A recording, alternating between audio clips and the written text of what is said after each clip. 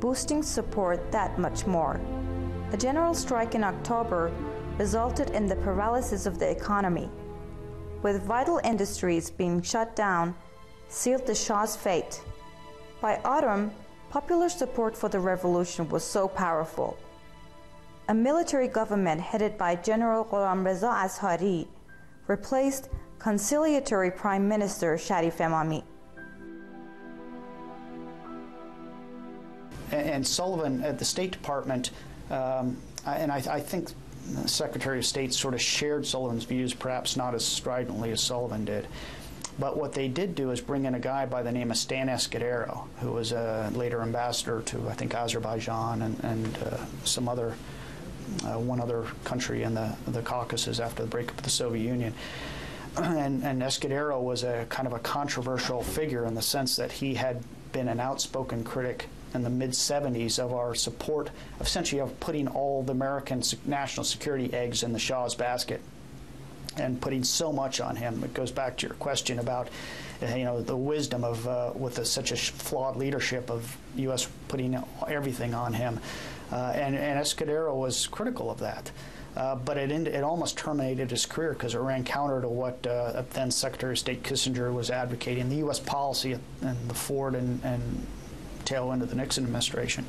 But he was also a fluent Farsi speaker.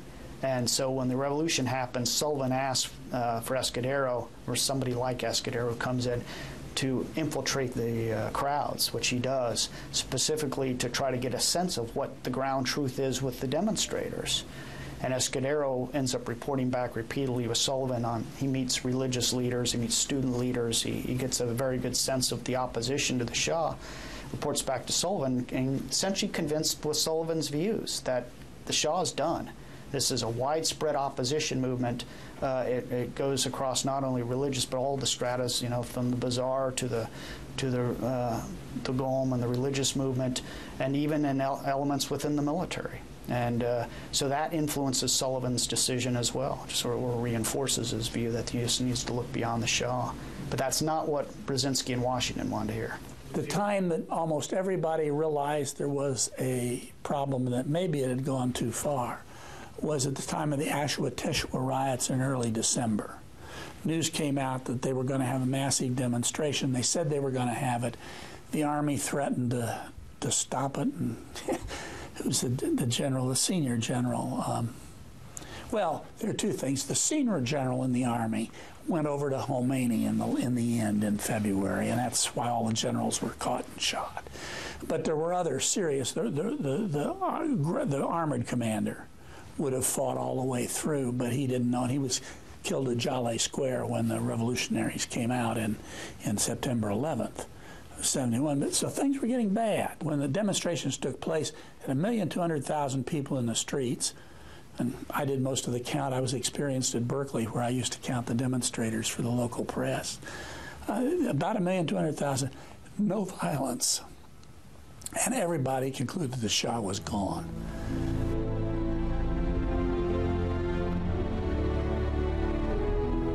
On December 2nd, during the Islamic month of Muharram, millions of people filled the streets of Tehran's Azadi Square to demand the removal of Shah and return of Imam Khomeini. Well, that was my personal view, but I must say, when I brought it up as an alternative to the let's help with housing and let's help with, non-military, non-political things, this was in September, the country team meeting, I said, look, why don't we go for a hard line against the militants? Here's a chance to get the radicals jailed. But at the same time, go for a soft line on political goals and help the Shah move toward the peace deal. And that would have been the only kind of configuration which would have made sense, which the Shah might have bought. Absent our knowing about his illness, it would be pretty hard to make that thing. And let's forget, he was pretty stupid during this period, too. Instead of going to his cherished allies for 30 years and saying, look, I've got a problem, he was attempting to deal with them in his own way. In fact, the guy he picked as Deputy Inspector General of Imperial Guard had been a Khomeini guy for 5 years, you know, or maybe 3 years, but he went straight to Khomeini. That's why the rapprochement with the religious leaders that he tried for in the spring of '78 didn't work, because the guy that was running it from his shop was running to screw it up on Khomeini's benefit. There was no attempt to keep up appearances. I assume, but I can't recall directly, that the government was continuing to function in the sense one got a press card. But otherwise, there was no real government. There were regular street demonstrations. Ashura was about to start. This was an occasion for big demonstrations. And essentially, the government stood back and allowed this to happen. My main initial impression on those early days in Tehran was of the gasoline shortages and the shortages of the oil that people used for heating their homes and for cooking with. And outside gasoline stations there were long lines of cars and long lines of people with receptacles of one form or another to try and get this heating oil. And this was a result of strikes in the oil sector. But the effect was of economic hardship, and I think this, I always thought this was a major contributory factor to the revolutionary feeling. Would we have seen a different set of policies had his character been different? I don't think that's the case. I think he pursued an entirely rational and reasonable combination of carrot and stick throughout the period of the revolution. And let's remember that he was continued to assign forceful roles for his military throughout the uprising, throughout the demonstrations. At times when it appeared that he could safely stand by and allow a public expression of dissent. For example, the huge, popular, peaceful demonstrations of Tasu'a and Ashura in December of 1978. He calls the military back to the barracks, lets these demonstrations proceed, and then 2 days following that, the military is once again going out and taking over sites of resistance, trying to get the factories back to work, trying to get the oil fields back to work, arresting leaders of the opposition.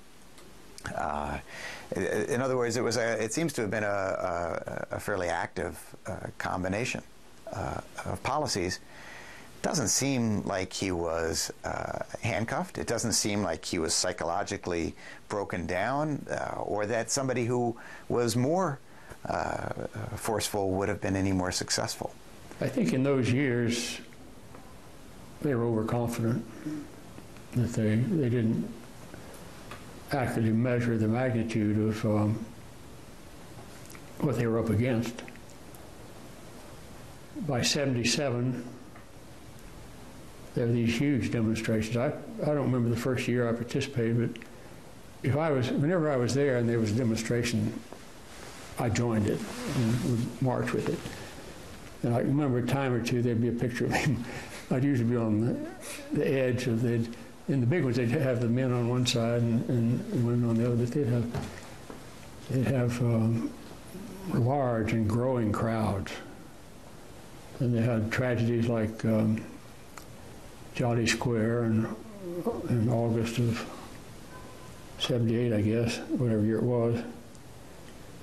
But there'd be times when you could see that finally, I have said many times and believe, it's one or two times in my life when I've seen the people of a country overwhelmingly without resort to violence force a very powerful and tyrannical government to leave. And this happened with Marcos later in the Philippines, but just by their courage, it was amazing to see you'd be walking on the streets and there'd be young women, there'd be soldiers there with their rifles. They'd come up with long stem rows and try to stick the stem down the rifle barrel and say, we're your sisters.